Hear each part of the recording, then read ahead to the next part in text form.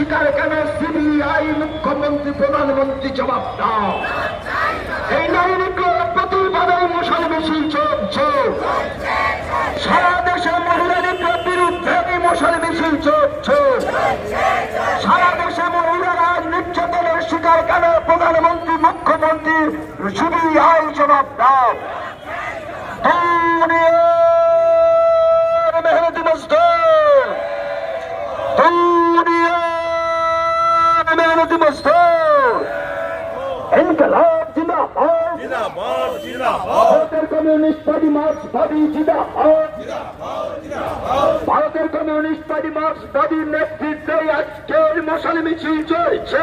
চলছে চলবে, সারা দেশে নারী নিগ্রহের প্রতিবাদে মশাল মিছিল চলছে। চলছে চলবে। সারা দেশে